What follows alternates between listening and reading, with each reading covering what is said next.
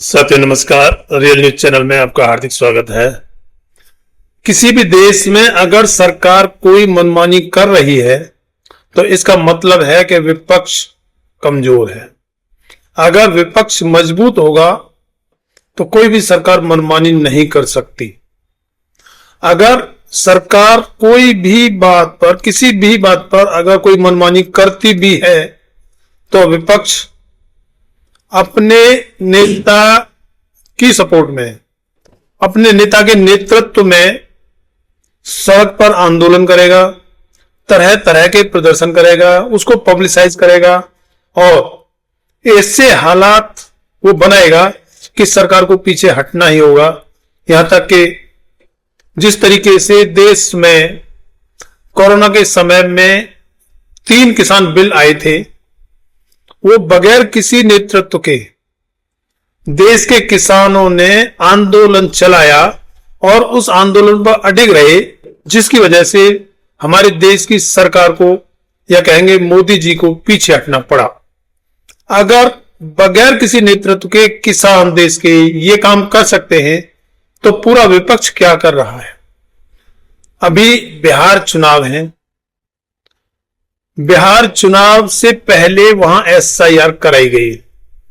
जो वहां की वोटर लिस्ट थी उसका स्पेशल इंटेंसिव रिवीजन यानी कि गहन उनका निरीक्षण कराया गया और एसआईआर के नाम पर बिहार के विधानसभा के वोटर लिस्ट में से 65 लाख नाम काट दिए गए और विपक्ष देखता रहा, कुछ भी नहीं कर पाया और आजकल तो उसका नाम भी गायब है कि ऐसा कुछ हुआ भी है, क्योंकि सब चुनाव प्रचार में बिजी हो गए।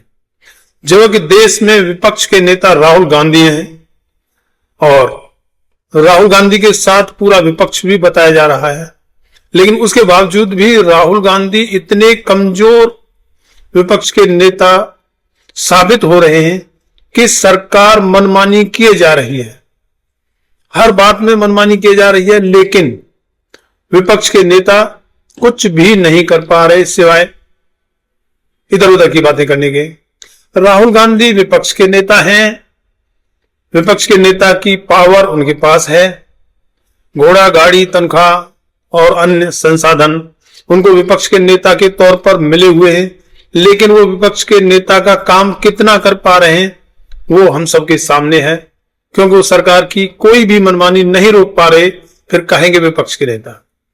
राहुल गांधी अपने काम में कितने सीरियस हैं इस बात से समझा जा सकता है कि अभी पीछे बिहार विधानसभा चुनाव के लिए पार्टियों के संगठन में या अपने महागठबंधन में पार्टियों के लिए सीट शेयरिंग का काम होना था और वो काम इतना इंपॉर्टेंट है, लेकिन राहुल गांधी को उनसे कोई मतलब नहीं। राहुल गांधी विदेश में घूम रहे हैं। जब यहां बिहार में सीट शेयरिंग हो रही है तो राहुल गांधी विदेश में घूम रहे हैं।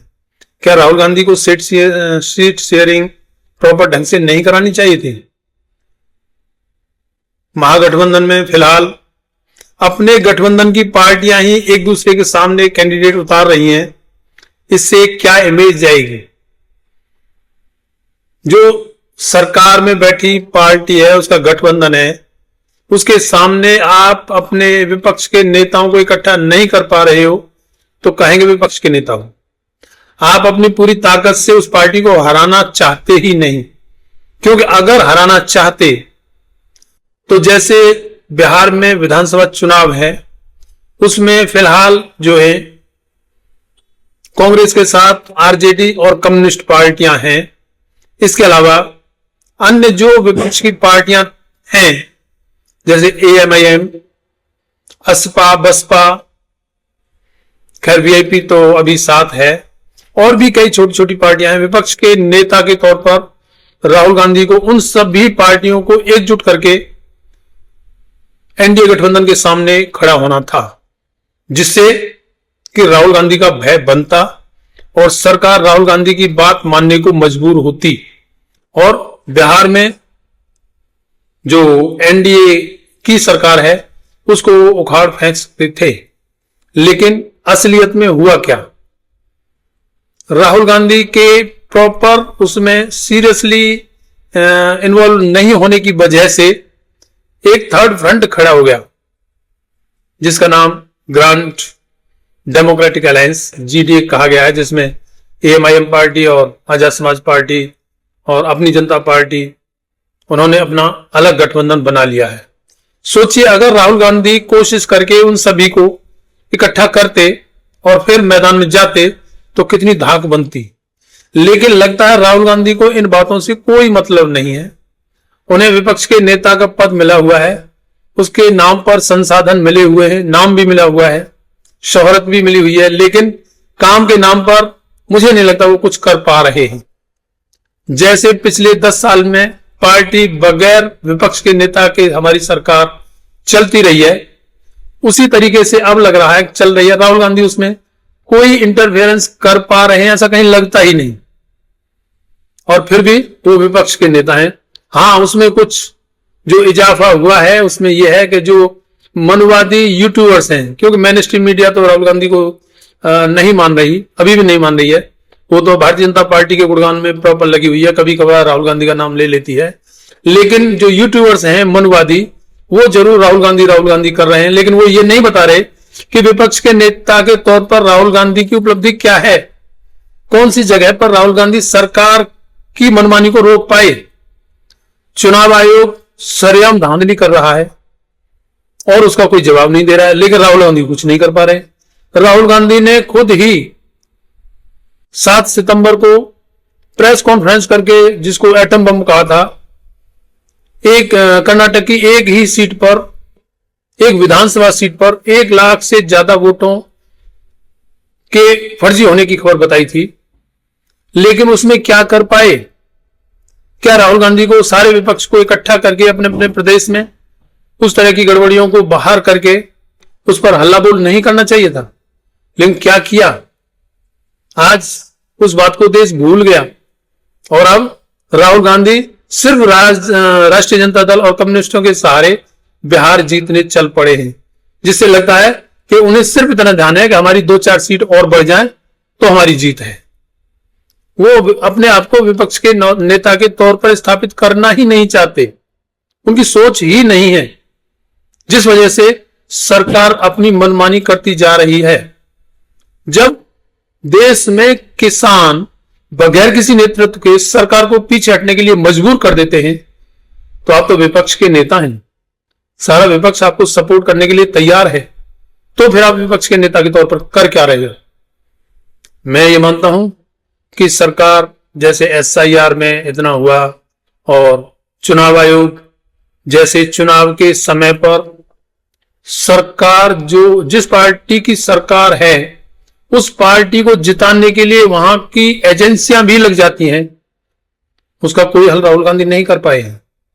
राहुल गांधी का ध्यान सिर्फ इतना है कि बिहार में पिछली बार शायद उनकी 19 सीट थी, अब के 23-24 हो जाए तो 2-4 सीट और बढ़ जाए, तो यही वो अपनी बड़ी उपलब्धि मानेंगे कि हाँ जी इजाफा तो हुआ है। बाकी विपक्ष के नेता के तौर पर उन्हें क्या करना है शायद राहुल गांधी को पता भी नहीं है, वरना राहुल गांधी पूरे विपक्ष को इकट्ठा करते। बिहार में आम आदमी पार्टी भी अलग से चुनाव लड़ रही है ना जी बात। इंडिया गठबंधन जो कभी नीतीश कुमार ने ही बना दिया था, उसी के नाम पर सिर्फ राष्ट्रीय जनता दल और कम्युनिस्ट पार्टी के साथ में मिलाकर उसको चला रहे हैं। वो पूरा इंडिया गठबंधन को भी इकट्ठा नहीं रख पा रहे और बने हुए विपक्ष के नेता। आज के समय में देश की जनता जो महसूस कर रही है कि सरकार मनमाने तरीके से काम कर रही है, जनता का कोई ख्याल वो नहीं रख पा रही है, और जनता सवाल उठाती है तो उसमें सरकार जवाब भी नहीं देती है। युवा तैयारी करते हैं साल भर, वो पेपर देने जाते हैं, पेपर लीक हो जाता है और किसी की जवाबदेही नहीं होती है। विपक्ष के नेता शांत हैं, उन्हें कोई मतलब नहीं इन बातों से। मध्य प्रदेश में एक बैन कंपनी की दवा हॉस्पिटल में सप्लाई होती है और हॉस्पिटल उन्हें बच्चों को बांटते हैं और वहां बच्चों की मौत हो जाती है, लेकिन विपक्ष के नेता को इस बात से कोई मतलब नहीं। विपक्ष के नेता कुछ भी नहीं कर पाते हैं। फिलहाल अभी हरियाणा में, हालांकि विपक्ष के नेता राहुल गांधी गए भी वहां, जहां एक दलित आईपीएस वाई पूरन कुमार ने आत्महत्या की और उन्होंने 9 पन्नों का एक सुसाइड नोट, जिसको फाइनल नोट कहा गया, वो छोड़ा और उसके मुताबिक 15 आईपीएस और आईएएस अफसरों की वजह से उन्होंने आत्महत्या की थी, उसको षड्यंत्र करके सरकार ने नॉर्मलाइज कर दिया और विपक्ष के नेता कुछ भी नहीं कर पा रहे हैं और उल्टे मृतक वाई पूरण कुमार की आईएएस पत्नी के खिलाफ और मुकदमा दर्ज कर दिया सरकार ने। लेकिन विपक्ष के नेता राहुल गांधी को इन बातों से कोई फर्क नहीं पड़ता है, वो थोड़ा सा घड़ियाली बातें वहां कर आए हैं, लेकिन उन्होंने किया क्या? और मृतक के एक IPS, senior IPS, ADGP rank का अफसर जो दलित है, वो जातिवाद से तंग होकर आत्महत्या करता है और उसके ऊपर कार्रवाई करने के बजाय सरकार उनकी पत्नी जो आईएएस है उनके खिलाफ भी केस रजिस्टर कर देती है। लेकिन विपक्ष का नेता उसमें कुछ भी नहीं कर पाता है। क्या हक है विपक्ष के नेता को अपने आप को विपक्ष का नेता कहलवाने का? जब विपक्ष का नेता इतना कमजोर होगा तो सरकार मनमानी करेगी ही, इसमें कोई दो राय नहीं है।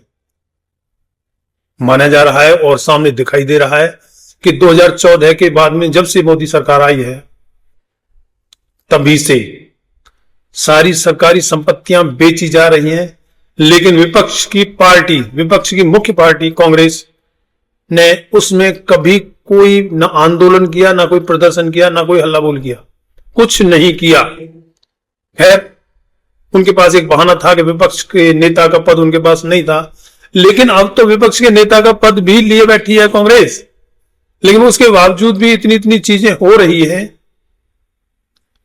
विपक्ष का नेता कुछ नहीं कर पाता है। तो फिर विपक्ष का नेता का होने का फायदा क्या है? क्यों उस पोस्ट को घेरे हुए हो? तो देश में माना जा रहा है कि सरकार की जो मनमानियां चल रही हैं, हाथरस में एक दलित बेटी, उसके साथ में गैंग रेप और उसका मर्डर हुआ और उसको रात के अंधेरे में पुलिस जबरदस्ती बगैर घर वालों की सहमति के उसको जला देती है। विपक्ष की पार्टी, मुख्य विपक्षी पार्टी ने क्या किया? कोई आंदोलन, कोई हल्ला बोल, कोई प्रदर्शन, कुछ हुआ? क्यों होगा? उन्हें करने की जरूरत भी क्या है? इससे नहीं लगता है कि उनकी सरकार में बैठी पार्टी के साथ में कोई गुप्त समझौता है कि तुम हमारे बीच में कुछ मत बोलना और हम तुम्हारे बीच में कुछ नहीं बोलेंगे? नहीं लगता है? जो पार्टी भ्रष्टाचार के नाम पर गई 2014 में, उस पार्टी के किस नेता के खिलाफ कोई कार्रवाई हुई? कोई कार्रवाई नहीं हुई ना। जो भ्रष्टाचार के नाम पर ही वो सरकार गई थी और सरकार में बैठी 2014 के बाद में सरकार में बैठे लोग मनमानी करते रहे, लेकिन उस मुख्य विपक्षी पार्टी ने किया क्या है? कभी कोई आंदोलन, कभी कोई प्रदर्शन, कभी कोई ऐसी रेस्ट्रिक्शन की कोई बात हुई हो? नहीं। वो सिर्फ प्रेस पर भरोसा करते हैं, प्रेस में अपनी बात बोलकर, प्रेस वार्ता करके अपने काम की इतश्री कर लेते हैं, जबकि विपक्ष का काम होता है कि सरकार को मजबूर करके अपनी बात मनवाना। लेकिन वो कांग्रेस और कांग्रेस पार्टी के बड़े नेता, जो आज के विपक्ष के नेता भी हैं, वो कुछ भी नहीं कर पा रहे हैं और सरकार मनमानी किए जा रही है। अभी बिहार विधानसभा चुनाव हैं, उनमें कांग्रेस का लक्ष्य सिर्फ अपनी पुरानी सीटों के साथ में 2-4 सीट और बढ़ जाए, सिर्फ इतना है, इससे ज्यादा कुछ नहीं है। भारतीय जनता पार्टी या एनडीए गठबंधन को हराने का कोई मूड राहुल गांधी का बिल्कुल नहीं दिखाई दे रहा है। अगर राहुल गांधी का एक विपक्ष के नेता के तौर पर अपनी हैसियत के मुताबिक काम करना होता तो पूरे विपक्ष को एकत्र करके बिहार के विधानसभा चुनाव के मैदान में उतरते, लेकिन उन्होंने ऐसा कुछ नहीं किया है। उन्होंने सिर्फ जो पहले से गठबंधन चला आ रहा है उसी को आगे बढ़ाया है। यहां तक कि एएमआईएम के नेता ढोल नगाड़े के साथ में गठबंधन के दफ्तर पहुंच गए, लालू यादव के पास पहुंच गए, लेकिन फिर भी उन्हें शामिल नहीं किया गया। इसका मतलब क्या समझा जा सकता है कि विपक्ष के नेता पूरे विपक्ष के नेता नहीं है, वो सिर्फ तेजस्वी और राहुल गांधी वो उसी को विपक्ष समझ लेते हैं, बाकी पार्टियों से उनका कोई मतलब नहीं है। और ऐसे में विपक्ष का नेता कमजोर नहीं होगा और सरकार अपनी मनमानी नहीं करेगी तो क्यों और कैसे? सरकार की मनमानी को विपक्ष का नेता कैसे रोक पाएगा? ये दिखता ही नहीं है, क्योंकि सरकार की मनमानियों को अगर रोकने की सोच होती तो कुवत होती, और कुवत होती तो मनमानियों को रोका भी जा सकता था। लेकिन कुवत तब होती जब सोच होती, और सोच होती तो पूरे विपक्ष की पार्टियों को एक साथ इकट्ठा करते और एनडीए के भी कुछ दलों को आकर्षित करके अपने साथ जोड़ते, तब जाके वो सरकार की मनमानियों पर रोक लगा सकते थे। लेकिन फिलहाल के हालातों में लगता ही नहीं कि कांग्रेस पार्टी या कांग्रेस के वरिष्ठ नेता राहुल गांधी ऐसा कुछ करना चाहते हैं या सरकार की किसी मनमानी को रोकना चाहते हैं। वो बिल्कुल भी नहीं चाहते। सेटिंग लगती है कि भारतीय जनता पार्टी के साथ में कांग्रेस की सेटिंग है कि फालतू पचड़े में नहीं पड़ना, अभी आप शासन कर लो, उसके बाद में हमारा नंबर आएगा तो हमारे नंबर पर आप कुछ मत बोलना, और हम आपके सरकार में कुछ नहीं बोल रहे। शायद इसी नियम को निभाया जा रहा है, इसलिए राहुल गांधी को ये चीजें करने की जरूरत नहीं है। वरना बिहार विधानसभा चुनाव से पहले राहुल गांधी को वहां इंटरेस्ट लेके पूरा विपक्ष का गठबंधन तैयार करना था, प्रॉपर उनकी सीट शेयरिंग करनी थी, जिसमें राहुल गांधी ने कोई इंटरेस्ट नहीं लिया, जिसकी वजह से अभी भी इंडिया गठबंधन की पार्टी के नेता आपस में एक एक सीट पर आपस में ही अलग अलग जगहों पर लड़ रहे हैं।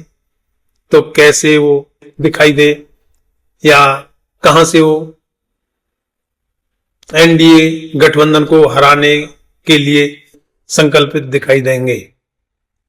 अब ऐसे ही दिखाई दे रहा है कि सिर्फ राहुल गांधी को 2-4 सीट और बढ़ानी है, बढ़ जाए तो वो भी इस वजह से कि उन्होंने वोट चोरी के ऊपर वहां रैली वगैरह की थी, उसका थोड़ा सा उन्हें लग रहा है कि कुछ सीटें और बढ़ जाएंगी, वरना ऐसे फालतू ने कुछ नहीं करना है। अब ये मैं नहीं जानता वो कुछ नहीं कर सकते हैं या वो करना नहीं चाहते हैं। हो सकता है कैपेबिलिटी ही इतनी हो, इससे ज्यादा ना हो तो कहां से वो कर पाएंगे, और यह भी हकीकत दिखाई दे रही है। आप लोगों का इसमें क्या कहना है?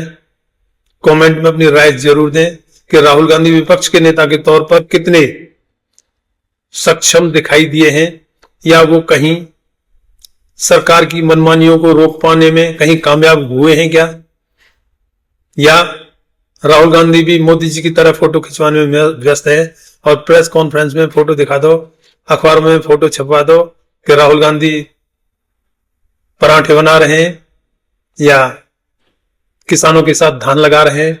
सिर्फ फोटो खिंचवा के ही काम चलाना चाहते हैं, जो मनुवादियों की पुरानी रीति रही है, परंपरा रही है।